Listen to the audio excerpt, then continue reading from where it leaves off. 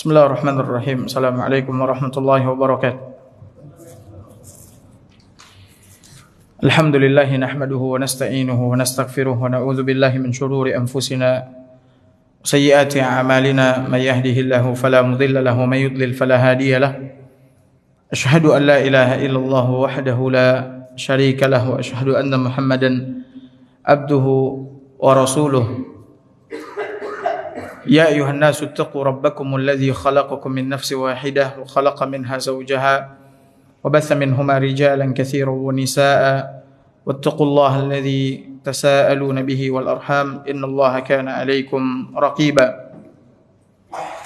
Amma ba'du fa inna asdaqal hadithi kitabullah wa khairal hadi hadi Muhammadin sallallahu alaihi wasallam wa syarrul umuri muhdatsatuha wa kullu muhdatsatin bid'ah wa kullu bid'atin dhalalah wa kullu dhalalatin finnar. Bapak Ibu hadirin hadirat yang semoga senantiasa dirahmati oleh Allah Azza wa Jalla, di pertemuan minggu lalu kita telah menjelaskan tentang sifat aulia ar-Rahman, wali Allah Subhanahu wa taala, sifat wali-wali Allah Subhanahu wa taala. Allah Subhanahu wa taala menyebutkan sifat mereka serta keutamaan yang Allah berikan kepada mereka berupa kabar gembira di kehidupan dunia dan di kehidupan akhirat. Di dalam surat Yunus ayat 62 sampai dengan ayat 64, Allah Subhanahu wa taala mengatakan, ala inna awliya Allahi la khaufun alaihim wa la hum yahzanun. Ketahuilah, kata Allah Subhanahu wa taala, sesungguhnya wali-wali Allah tidak ada rasa takut pada diri mereka. Mereka tidak ditimpa rasa takut dan mereka juga tidak bersedih hati. Alladzina amanu wa kanu yattaqun. Mereka itu adalah orang-orang yang beriman dan mereka adalah orang-orang yang bertakwa. Lahumul busyra fil hayatid dunya wa fil akhirah. Bagi wali-wali Allah Subhanahu wa taala ini kabar gembira di kehidupan dunia dan di kehidupan akhirat. La tabdila li kalimatillah. Tidak ada perubahan, pergantian bagi kalimat-kalimat Allah Subhanahu wa taala yang telah ditetapkan oleh Allah Azza wa Jalla. Bahwasanya walinya tidak ada rasa takut pada diri mereka dan mereka juga tidak bersedih hati. Mereka itu adalah orang-orang yang beriman lagi bertakwa.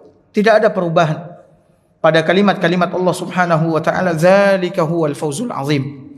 Itulah kemenangan yang besar. Nah, di dalam ayat ini Allah Subhanahu wa taala dengan terang dan jelas menyebutkan bahwa wali-walinya adalah mereka yang beriman dan bertakwa. Mereka yang beriman dan bertakwa.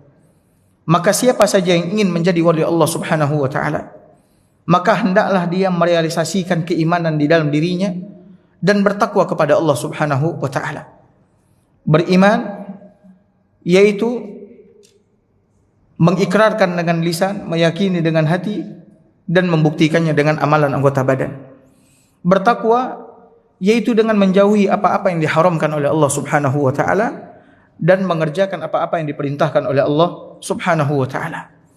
Maka apabila seseorang telah mewujudkan keimanan dan merealisasikan ketakwaan di dalam kehidupannya, maka mereka itulah wali-wali Allah Subhanahu wa taala.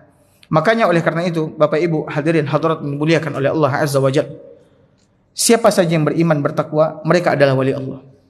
Apapun statusnya di dalam kehidupannya. Apakah dia seorang petani, seorang pejabat, seorang pedagang, seorang dokter, seorang nelayan, siapapun dia, ketika dia beriman dan bertakwa kepada Allah Subhanahu wa taala, maka mereka itu adalah siapa? Wali Allah Subhanahu wa taala. Jadi wali Allah Subhanahu wa taala tidak seperti yang dianggap oleh sebahagian orang, itu hanya khusus kepada para ustadz yang memiliki ilmu, yang hafal Al-Qur'an. Iya, mereka wali Allah Subhanahu wa taala kalau sekiranya mereka beriman dan bertakwa. Ya, atau kepada para kiai saja, atau kepada para habib saja, tidak. Wali Allah Subhanahu wa taala mereka yang beriman dan bertakwa. Ini yang harus kita camkan baik-baik. Siapa saja yang beriman, bertakwa kepada Allah, dia adalah wali Allah Subhanahu wa ta'ala. Maka jangan dipersempit. Ini hanya khusus untuk orang-orang ini saja. Ya, bahkan boleh jadi mereka yang mungkin memiliki ilmu, mereka yang mungkin dianggap alim oleh manusia, sebenarnya mereka bukanlah wali Allah Subhanahu wa ta'ala. Kenapa? Karena boleh jadi tidak ada keimanan di dalam diri mereka, atau ada keimanan tapi keimanannya menyimpang dari keimanan yang sebenarnya. Atau dia beriman namun dia tidak bertakwa kepada Allah Azza wa Jalla. Dia tidak menjauhi larangan-larangan Allah Subhanahu wa ta'ala, tidak meninggalkan apa-apa yang diharamkan oleh Allah Azza wa Jalla. Maka mereka ini bukanlah wali Allah Subhanahu wa ta'ala sekalipun mereka diustadkan oleh manusia atau dianggap berilmu oleh manusia. Kalau dia tidak beriman dengan keimanan yang sahih dan tidak bertakwa kepada Allah Subhanahu wa ta'ala, sekalipun dia dianggap ustaz, dianggap orang yang berilmu, maka sesungguhnya dia bukanlah wali Allah Subhanahu wa ta'ala. Wali Allah yang beriman lagi bertakwa kepada Allah Subhanahu wa ta'ala. Namun keimanan dan ketakwaan ini mustahil akan terwujud pada diri seorang hamba kalau sekiranya dia tidak belajar ilmu agama. Ya, kalau tidak, maka dari mana dia tahu keimanannya benar atau tidak? Kalau dia nggak belajar, dari mana dia tahu? Ya, ini adalah ketakwaan dan ini adalah kedurhakaan kepada Allah Subhanahu wa ta'ala kalau dia tidak apa? Belajar, dia tidak menuntut ilmu agama. Makanya belajar ilmu agama ini, Bapak Ibu hadirin hadirat dimuliakan oleh Allah, akan mengantarkan kita kepada kebaikan dunia dan akhirat. Maka setiap hari harus belajar. Seperti yang telah saya sampaikan kepada Bapak Ibu sekalian, setiap hari harus belajar. Ilmu agamanya mesti bertambah. Ya, jangan dari kecil kita belajar ilmu agama mulai dari surau-surau, ya, dengan buya-buya kita, tuanku-tuanku kita, sampai sekarang ilmu kita tidak berubah, tidak bertambah. Itu saja. Terlihat dari gaya salat kita, terlihat dari keimanan kita, masih percaya dengan khurafat misalkan, terlihat dari wudhu kita, terlihat dari sikap kita di dalam kehidupan kita sehari-hari. Ya, sementara seorang muslim muslimah dituntut setiap hari harus, ya, bertambah ilmu agamanya. Bukankah kita dianjurkan bahkan diperintahkan oleh Nabi SAW untuk meminta tambahan ilmu yang bermanfaat kepada Allah setiap hari? Setiap hari kita memohonnya. Dan apalah arti permohonan kita kepada Allah Azza wa Jalla kalau sekiranya kita tidak belajar? Mustahil seseorang memiliki ilmu agama atau bertambah ilmunya kalau dia enggak belajar. Nabi SAW mengatakan innamal ilmu bitta'allum. Ilmu itu hanya akan diperoleh dengan cara belajar, tidak dengan cara tidur-tiduran, sibuk dengan dunia maya, sibuk dengan pergaulan dan seterusnya. Enggak, mesti belajar. Luangkan waktu untuk belajar. Dan kita telah sampaikan kepada Bapak Ibu sekalian bahwa bagi wali-wali Allah Subhanahu wa ta'ala, seperti yang Allah sebutkan di dalam ayat yang tadi kita bacakan surat Yunus tadi, Allah mengatakan lahumul busyra fil hayatid dunya wa fil akhirah. Bagi mereka kabar gembira di kehidupan dunia dan di kehidupan akhirat. Kita telah sampaikan kabar gembira untuk wali-wali Allah Subhanahu wa ta'ala di dunia ini, ya, bisa saja bentuknya ar-ru'ya as-salihah. Dia memperoleh mimpi yang baik, ya, mimpi yang baik yang dia lihat di dalam tidurnya, atau boleh jadi Allah perlihatkan sesuatu yang baik untuknya, ya. Kemudian kabar gembira untuk wali-wali Allah Subhanahu wa ta'ala di dunia adalah Allah tanamkan kecintaan kepada manusia untuk mencintai mereka, sehingga hati manusia ini condong kepada mereka, sehingga orang-orang senang dengannya, ya, suka memujinya, menyanjungnya, ya. Kenapa? Karena Allah Subhanahu wa ta'ala telah menanamkan kecintaan ke dalam hati manusia untuk mencintai mereka. Kemudian di antara kabar gembira juga bagi wali-wali Allah Subhanahu wa ta'ala, ketika dia akan meninggal dunia, maka berduyun-duyun malaikat turun dari langit untuk menghiburnya, sekaligus menguatkannya untuk meninggalkan kehidupan dunia, berpindah ke kehidupan akhirat.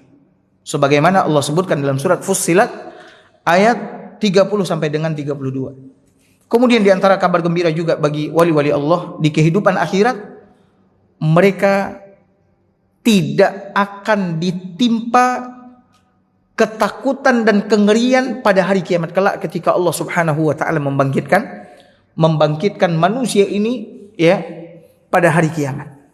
Allah Subhanahu wa taala mengatakan la yahzunhumul faza'ul akbar. Kengerian yang sangat besar pada hari kiamat kelak ya tidak akan membuat mereka bersedih, tidak akan membuat mereka takut. Allah Subhanahu wa taala memberikan rasa aman kepada mereka. Kemudian di antara kabar gembira juga Allah Subhanahu wa taala akan memudahkan mereka untuk melewati apa?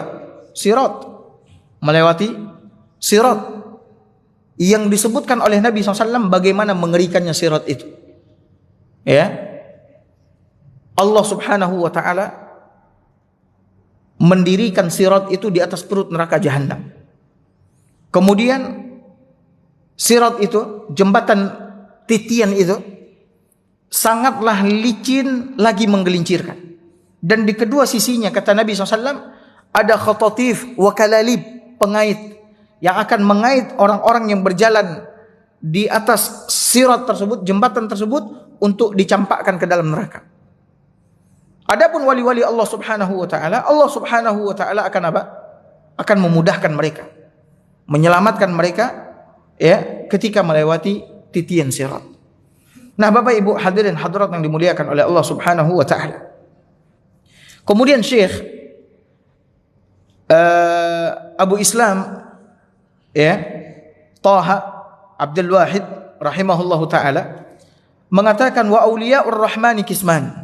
Wali-wali Allah Subhanahu wa taala itu ada dua. Ya. Manusia dilihat dari sisi kewalian atau perwalian, mereka terbagi kepada dua. Ada wali Allah, ada wali syaitan. Nah, sekarang wali Allah pun juga terbagi kepada dua. Ada dua bagian. Kata Syekh, ada yang muqtasidun dan ada yang muqarribun. Muqtasidun artinya apa? Orang-orang yang mendekatkan dirinya kepada Allah Subhanahu wa taala dengan amalan-amalan yang wajib saja. Dengan amalan-amalan yang apa? Wajib saja. Ya. Salat 5 waktu sehari semalam. Kemudian puasa di bulan Ramadan. Kemudian zakat, kemudian haji ke Baitullah. Amalan-amalan wajib saja. Sementara amalan sunnah tidak banyak yang dia kerjakan. Dia lebih memfokuskan dan mencukupkan dirinya dengan amalan-amalan wajib. Ini wali Allah yang muqtasid. Sedangkan yang kedua yang disebutkan oleh Syekh adalah al-muqarribun as-sabiqun, yaitu mereka yang senantiasa mendekatkan dirinya dan berusaha untuk lebih dahulu ya meraih keridhaan Allah Subhanahu wa taala. Ini makna al-muqarribun as-sabiqun, mereka yang senantiasa mendekatkan dirinya kepada Allah dan berusaha untuk lebih dahulu meraih keridhaan Allah Subhanahu wa taala. Siapa mereka? Mereka yang mendekatkan dirinya kepada Allah Subhanahu wa taala tidak saja dengan amalan-amalan wajib, tapi juga dengan amalan-amalan apa? Sunnah. Ya. Setelah mereka mengerjakan amalan wajib. Perhatikan. Mereka mendekatkan dirinya kepada Allah Subhanahu wa taala tidak saja dengan amalan-amalan wajib, tetapi juga mereka dekatkan diri mereka kepada Allah dengan amalan-amalan apa? Sunnah. Nah, dalil untuk hal ini, yaitu pembagian kewalian wali Allah Subhanahu wa taala kepada dua bagian, muqtasidun dengan muqarribun as-sabiqun, diambil dari hadis qudsi ya yang diriwayatkan oleh Imam Bukhari, di mana Nabi SAW meriwayatkan dari Allah Subhanahu wa taala, Allah berfirman, "Man 'adali waliyan faqad adzantuhu bil harb." Barang siapa yang memusuhi waliku, kata Allah. Pertanyaan saya, wali Allah siapa? Orang yang beriman dan bertakwa. Mereka wali Allah. Kata Allah Subhanahu wa taala, hadis ini sahih diriwayatkan oleh Imam Bukhari. Makanya hati-hati menyakiti orang yang beriman dan bertakwa. Allah mengatakan, "Man 'adali waliyan," siapa yang memusuhi waliku atau mengumumkan peperangan dengan waliku, faqad adzantuhu bil harb. Sungguh kata Allah Azza wa Jalla, aku mengumumkan perang dengannya. Yang memusuhi waliku, aku umumkan peperangan dengannya, kata Allah Azza wa Jalla. Subhanallah. Ini ancaman yang sangat keras sekali dari Allah Azza wa Jalla kepada orang-orang yang menyakiti wali Allah Subhanahu wa taala, memusuhi wali Allah Subhanahu wa taala. Allah umumkan peperangan. Dan kalau sekiranya Allah umumkan peperangan kepada mereka, akankah mereka menang melawan Allah Azza wa Jalla?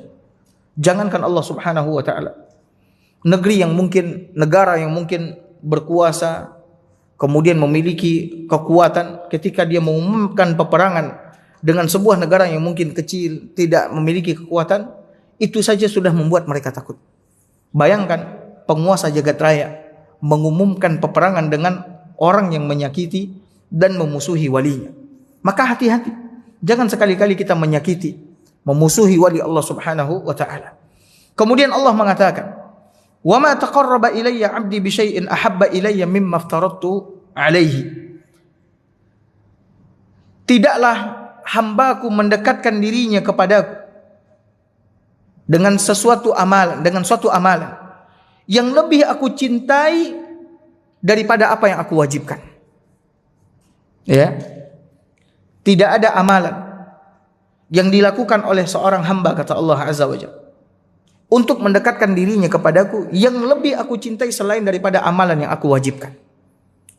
Jadi, kalau ada yang bertanya, amalan apa yang paling dicintai oleh Allah Subhanahu wa taala, yang kalau kita kerjakan akan mendekatkan diri kita kepada Allah Subhanahu wa taala, maka jawabannya adalah amalan-amalan yang diwajibkan oleh Allah. Dan ini pun menunjukkan kepada kita bahwasannya masing-masing kita harus lebih memperhatikan amalan wajib terlebih dahulu sebelum amalan apa? Sunnah. Karena tidak ada amalan yang paling dicintai oleh Allah yang dilakukan oleh seorang hamba untuk mendekatkan dirinya kepada Allah selain daripada amalan yang diwajibkan oleh Allah Azza wa Jalla. Salat. Maka jaga salat 5 waktu berjamaah di masjid. Ya. Kemudian apalagi puasa Ramadan, kemudian zakat, kemudian berhaji ke Baitullah. Semua yang diwajibkan oleh Allah maka jaga ini. Ini adalah amalan yang paling dicintai oleh Allah dan paling mulia di sisi Allah Subhanahu wa taala. Lalu Allah mengatakan, "Wala yazalu 'abdi yataqarrabu ilayya bin nawafil." Hambaku masih saja mendekatkan dirinya kepadaku, ya, setelah mengerjakan amalan-amalan wajib tadi. Dengan apa dia dekatkan dirinya lagi kepada Allah? Bin nawafil, dengan amalan-amalan sunnah. Dan ini keutamaan mengerjakan amalan sunnah. Ya, seharusnya kita juga semangat mengerjakan amalan sunnah, tapi setelah kita mengerjakan amalan wajib, setelah kita melaksanakan amalan wajib dengan baik, maka perhatikan amalan sunnah.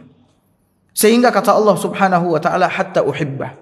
Ketika hambaku itu terus menerus mendekatkan dirinya kepadaku setelah melakukan amalan wajib dengan amalan sunnah, sampai aku mencintainya.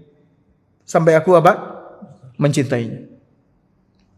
Ini lihat perbedaan antara wali Allah yang muktasid dengan wali Allah yang muqarribuna sabiqun, yang terus mendekatkan dirinya kepada Allah, berusaha untuk lebih dahulu, ya, meraih keridhaan Allah Azza wa Jalla, masuk ke dalam surga Allah Azza wa Jalla. Dengan apa? Dengan amalan-amalan sunnah.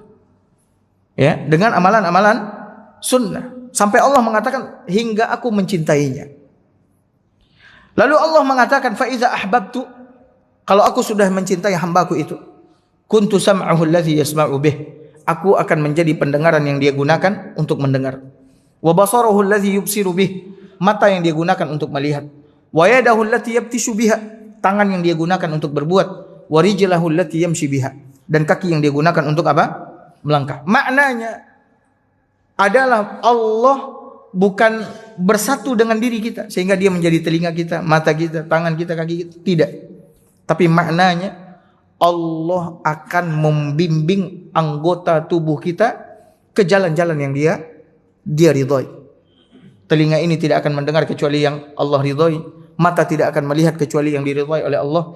Tangan tidak akan berbuat kecuali yang diridhai oleh Allah. Kaki tidak akan melangkah ke tempat kecuali ke tempat yang diridhai oleh Allah. Lisan tidak akan berbicara kecuali perkataan-perkataan yang diridhai oleh Allah Subhanahu wa taala. Ya. Lalu Allah Subhanahu wa taala mengatakan, "Wa in sa'alani la'utiyanna." Dan jika dia meminta kepadaku, maka sungguh aku benar-benar akan memberikan apa yang dia minta. Wala in ista'adzani la'u'izanna. Dan kalau dia memohon perlindungan kepadaku, niscaya aku benar-benar akan apa? Melindungi mereka. Nah, hadirin hadirat yang semoga senantiasa dirahmati oleh Allah Subhanahu wa taala. Di dalam hadis ini terang dan jelas bagi kita, Bapak Ibu hadirin hadirat yang dimuliakan oleh Allah Azza wa Jalla, bahwa wali Allah yang paling tinggi kedudukannya adalah mereka yang muqarribuna sabiqun, yang terus berusaha mendekatkan dirinya kepada Allah setelah amalan wajib dengan amalan apa? Sunnah. Dengan amalan sunnah. Sehingga Allah Subhanahu wa taala memberikan kemuliaan yang sangat luar biasa kepadanya. Allah mencintainya, dan ketika Allah Subhanahu wa taala telah mencintainya, maka Allah pun menjaga dirinya. Allah akan menjadi wali baginya. Allah akan menjadi apa? Wali baginya. Allah akan melindunginya dari hal-hal yang dibenci dan diridhai, yang dimurkai oleh Allah Subhanahu wa taala. Dari hal-hal yang diharamkan oleh Allah Subhanahu wa taala. Allah akan mengeluarkannya dari kegelapan kepada cahaya. Allah akan menuntunnya untuk berjalan di jalan-jalan yang diridhai oleh Allah Subhanahu wa taala. Dan ini sesuai dengan firman Allah Subhanahu wa taala di dalam surat Al-Baqarah ayat 257. Allah Subhanahu wa taala mengatakan, Allahu waliyyul ladzina amanu yukhrijuhum minadh dhulumati ilan nur. Allah wali bagi orang-orang yang beriman. Lihat, wali bagi orang-orang yang beriman. Ketika kita ingin Allah menjadi wali kita, maka hendaklah kita mewujudkan keimanan di dalam diri kita. Sehingga ketika Allah menjadi wali bagi orang-orang yang beriman, apa kata Allah? Yukhrijuhum minadh dhulumati ilan nur. Allah akan mengeluarkan mereka dari kegelapan kepada apa? Cahaya. Allah keluarkan mereka dari kegelapan kepada cahaya. Lalu Bapak Ibu, walladzina kafaru awliya'uhumut taghut. Sementara orang-orang kafir lawan daripada orang yang beriman. Siapa wali mereka? Wali mereka kata Allah Azza wa Jalla adalah taghut. Berhala yang mereka sembah. Dan apa yang dilakukan oleh berhala-berhala tersebut? Yukhrijuhum minan nuri ila dhulumat, mengeluarkan mereka dari cahaya kepada apa? Kegelapan. Ulaika ashabun nari hum fiha khalidun. Mereka itulah penghuni neraka dan mereka kekal di dalam neraka tersebut. Nah, Bapak Ibu hadirin hadirat yang semoga senantiasa dirahmati oleh Allah. Di dalam hadis yang lain berkaitan dengan wali Allah Subhanahu wa taala al-muqarribuna sabiqun, yang tadi kita katakan bahwa Allah akan mencintainya. Ketika Allah jatuh cinta, maka Allah akan menjaga anggota tubuhnya dari hal-hal yang diharamkan oleh Allah Subhanahu wa taala. Di dalam hadis yang lain disebutkan oleh Nabi SAW bahwasannya Allah Subhanahu wa taala ketika mencintai seorang hamba, maka Allah akan memanggil Jibril. Ya. Allah akan memanggil Jibril, lalu Allah akan memberitahukan kepada Jibril bahwasanya dia mencintai fulan. Ya, bahwasanya dia mencintai fulan. Dan tentunya orang yang dicintai oleh Allah Subhanahu wa taala adalah orang yang beriman lagi apa? Bertakwa. Diingat baik-baik. Yang dicintai oleh Allah yang beriman dan bertakwa kepada Allah dan terus mendekatkan dirinya kepada Allah Subhanahu wa taala. Lalu kata Nabi SAW, Allah pun mengatakan kepada Jibril setelah dia beritahukan dia mencintai fulan, kata Allah kepada Jibril, fa'ahibbah, maka kau cintai fulan itu. Maka Jibril pun mencintai orang yang dicintai oleh Allah Subhanahu wa taala. Lalu setelah itu Jibril pun memanggil malaikat-malaikat langit. Kemudian mengatakan bahwasannya Allah mencintai fulan. Aku pun juga mencintai fulan. Maka cintailah oleh kalian fulan tersebut. Maka dicintailah oleh malaikat-malaikat yang ada di mana? Di langit. Kemudian malaikat-malaikat ini pun menyerukan kepada umat manusia bahwasannya Allah, Jibril dan para malaikat di langit mencintai fulan, maka cintailah oleh kalian. Maka Allah tuliskan dan tetapkan di dalam hati orang-orang yang beriman untuk mencintai orang yang dicintai oleh Allah Subhanahu wa taala. Maka siapa di antara kita yang tidak ingin dicintai oleh Allah Subhanahu wa taala? Siapa di antara kita yang tidak ingin menjadi wali Allah Subhanahu wa taala? Demi Allah, Allah Subhanahu wa taala telah menunjukkan kepada kita bagaimana cara atau jalannya agar kita menjadi walinya, agar kita menjadi orang yang dicintai oleh Allah Subhanahu wa taala. Tinggal kita apa? mengikuti petunjuk Al-Quran dan petunjuk Nabi SAW, maka insyaallah ta'ala kita akan menjadi wali-wali Allah Subhanahu wa ta'ala. Nah, Bapak Ibu hadirin hadirat yang semoga senantiasa dirahmati oleh Allah Azza wa Jalla, lawan daripada wali-wali Allah Subhanahu wa ta'ala adalah wali-wali syaitan. Adalah wali-wali syaitan. Siapa mereka? Mereka yang kafir, ya, yang tidak beriman dengan Allah Subhanahu wa ta'ala, tidak beriman dengan Rasulullah SAW, tidak beriman dengan kalimat la ilaha illallah, ya. Maka mereka ini adalah wali syaitan, dan syaitan akan menjadi wali bagi mereka. Allah Subhanahu wa ta'ala telah menyebutkan dalam surat Al-A'raf ayat 27, kata Allah Subhanahu wa ta'ala, "Idz ja'alna asyayatina awliya'a lilladzina la yu'minun." Ingatlah, sesungguhnya kami, inna ja'alna syayatin, sesungguhnya kami, kata Allah, telah menjadikan setan wali bagi siapa? Bagi orang-orang yang tidak beriman, bagi orang-orang yang kafir. Ya, kalau tadi kita telah menjelaskan sifat wali-wali Allah, ya, sebagaimana yang Allah sebutkan di dalam surat Yunus ada dua, iman dan takwa, maka sesungguhnya sifat-sifat wali-wali syaitan ada banyak, sebagaimana yang disebutkan oleh Allah Subhanahu wa ta'ala di dalam Al-Quran. Maka sebagaimana tadi kita mengenali sifat wali-wali Allah, maka kenali pula sifat wali-wali syaitan. Sifat mereka yang pertama kata Syekh adalah annahum idza du'u ila la ilaha illallah rafadu wa nafaru wastakbaru. Sesungguhnya mereka, ini wali-wali syaitan, ya, apabila diseru kepada kalimat tauhid. Kalimat tauhid, kalimat apa? La ilaha illallah. Mereka menolaknya. Mereka berpaling dan mereka menyombongkan diri. Dan mereka menyombongkan apa? Diri. Ya. Dalilnya mana? Dalilnya firman Allah Subhanahu wa ta'ala dalam surat As-Saffat ayat 35. Allah mengatakan, innahum kanu idza qila lahum la ilaha illallah yastakbirun. La ilaha illallah yastakbirun. Sesungguhnya mereka itu apabila dikatakan kepada mereka, ucapkan la ilaha illallah, mereka menyombongkan diri. Mereka menyombongkan apa? Diri. Mereka angkuh, mereka tidak mau mengucapkan kalimat tersebut. Ini sifat wali syaitan yang pertama. Mereka sombong ketika diseru untuk mengucapkan kalimat la ilaha illallah. Kemudian yang kedua, annahum muzabzabuna minhum man yu'lin kufrah linnas wa minhum man yubtin kufrah wa yu'lin amaman nas al-islam. Ya. Yang kedua kata Syekh adalah bahwasannya mereka itu adalah orang yang linglung, orang yang kebingungan, ya, tidak tahu arah tujuan, ya, tidak ikut ke sini dan tidak ikut pula ke sana, bingung. Ini sifat wali syaitan. Di antara mereka ada yang dengan terang-terangan mengiklankan, mengumumkan kekafirannya. Di antara mereka ada yang tidak terang-terangan, artinya mereka sembunyikan kekafirannya, namun mereka perlihatkan kepada umat manusia bahwasanya mereka adalah orang beriman, orang Islam. Namun di antara mereka ada juga yang tidak mengumumkan kekafirannya, juga tidak mengumumkan keislamannya, ya udah abu-abu, udah nggak jelas. Ini sifat wali-wali syaitan. Akan tetapi sekalipun mereka demikian, ada yang menyembunyikannya, ada yang abu-abu dan seterusnya, Allah Subhanahu wa ta'ala membongkar kebusukan mereka. Ketika mereka duduk dengan orang-orang yang beriman, mereka mengatakan sesungguhnya kami bersama kalian. Namun ketika mereka duduk bersama orang-orang kafir, mereka pun mengatakan sesungguhnya kami juga bersama kalian. Ini adalah sifatnya orang-orang munafik. Orang-orang munafik adalah wali syaitan.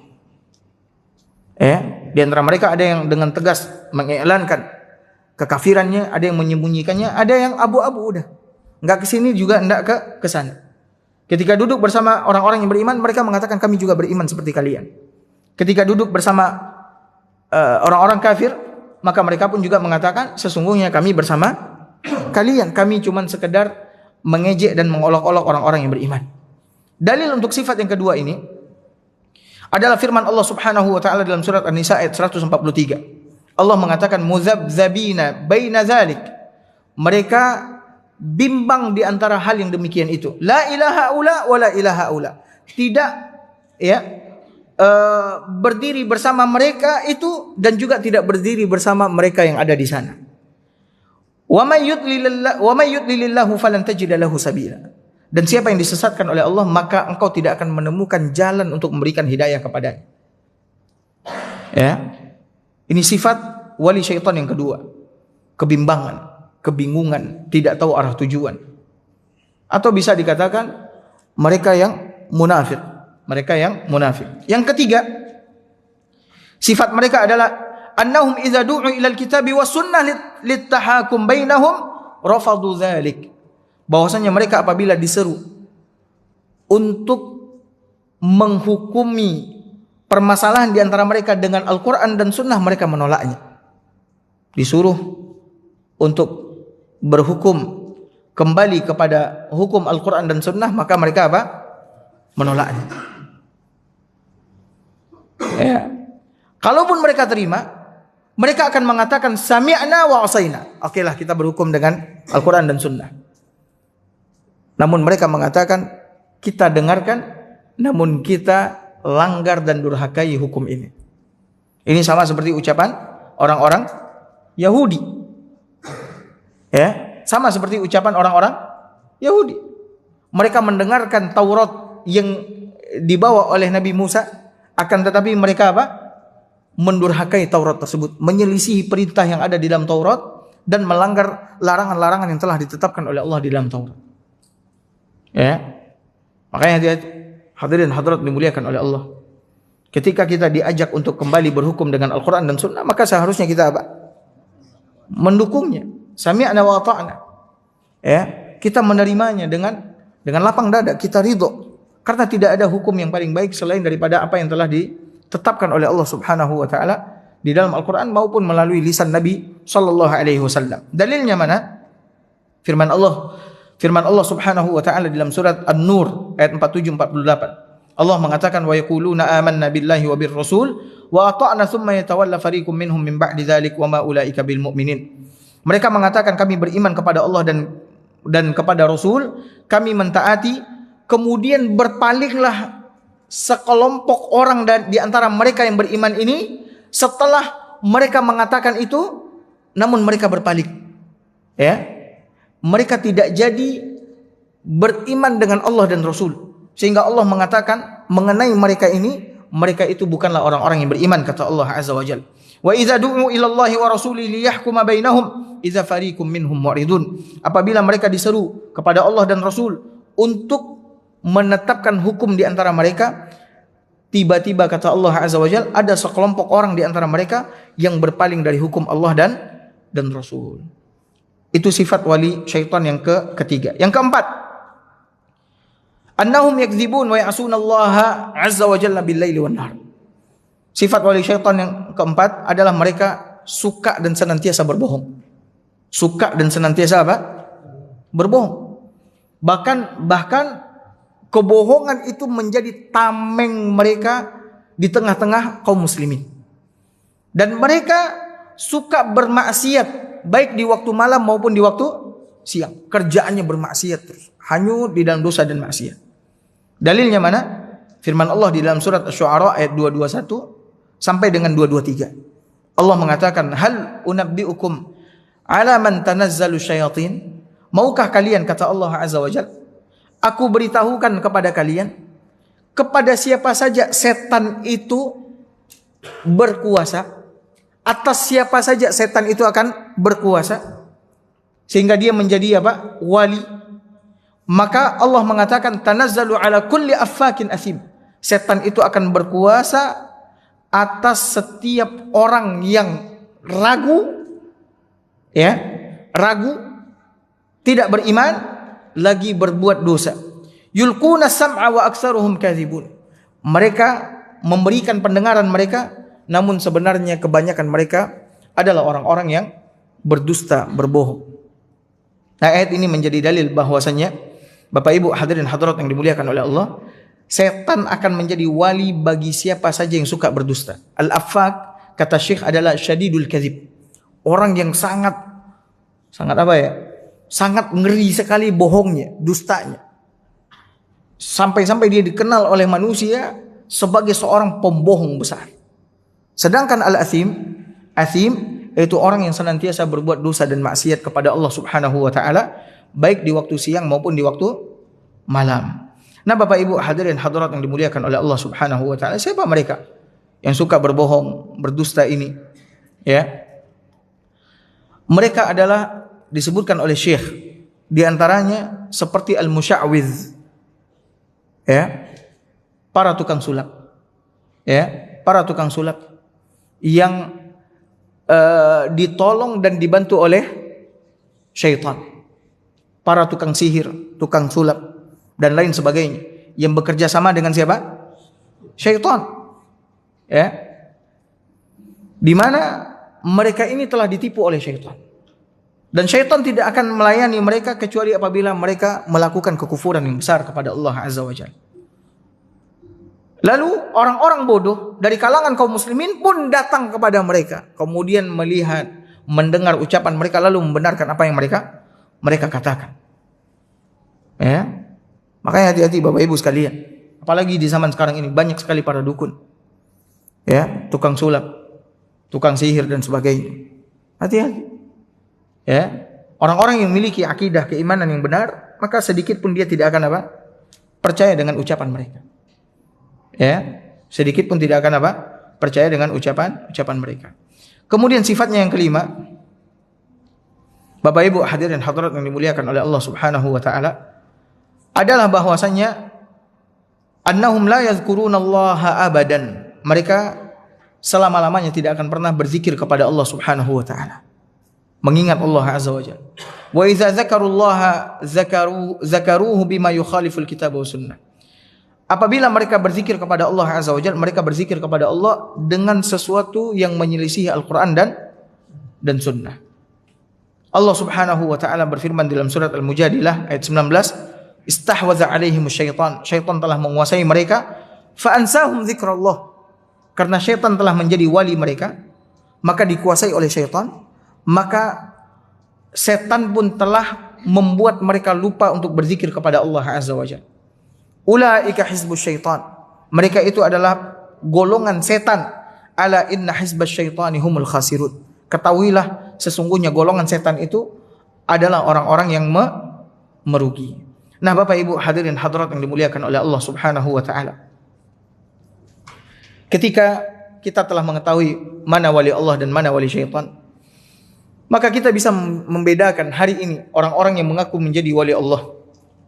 Ya. Ketika kita lihat mereka terbang di atas udara, kemudian berjalan di atas air, ya, kemudian apa lagi? Tahan pedang, tahan bacok. Dia main-mainin pedang, nggak luka, dipukul-pukulin ke badannya nggak luka. Lalu mereka mengaku menjadi wali Allah Subhanahu wa taala. Maka Bapak Ibu, apa yang harus Bapak Ibu lakukan? Timbang perbuatan dia tadi dengan petunjuk Al-Quran dan Sunnah Nabi SAW. Apakah dia orang yang beriman, yang memiliki keimanan yang benar, lagi bertakwa kepada Allah Subhanahu wa ta'ala atau tidak? Apakah dia ada mengerjakan ibadah-ibadah yang diwajibkan oleh Allah Subhanahu wa ta'ala dan meninggalkan apa-apa yang diharamkan oleh Allah Subhanahu wa ta'ala? Ya. Kalau sekiranya ada nih, misalkan ya, setelah kita lihat, misalkan dia berjalan di atas di atas air. Kemudian kita juga melihat dia misalkan terbang misalkan. Kemudian tiba-tiba dia tahan api misalkan, tahan bacok.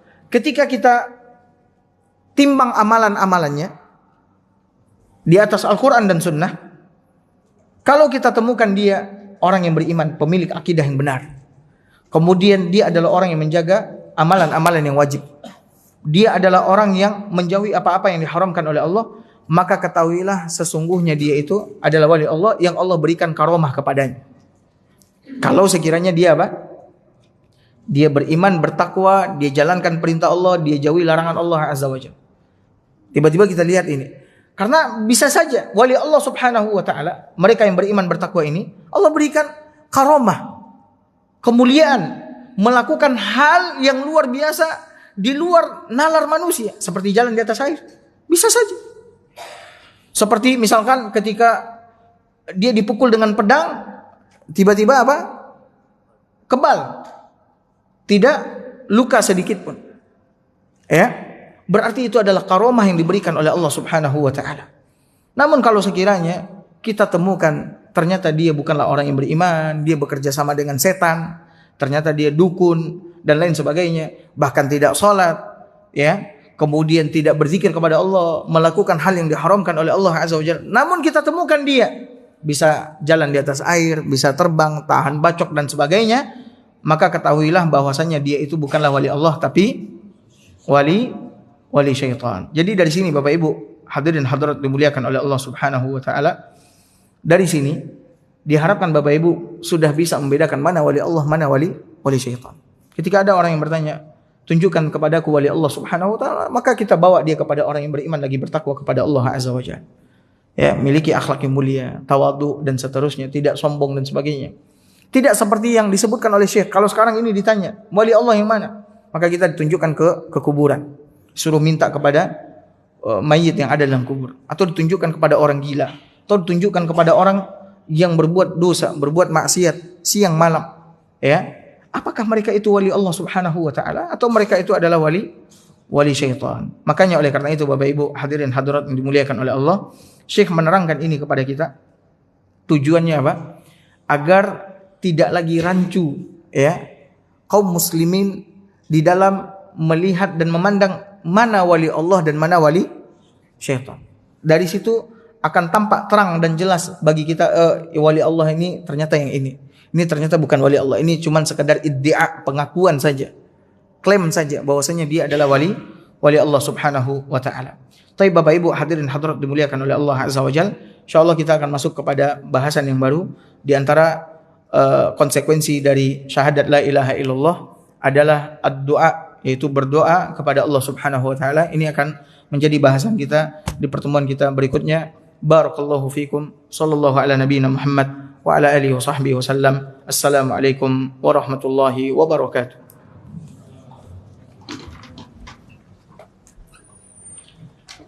Allahu akbar, Allahu akbar.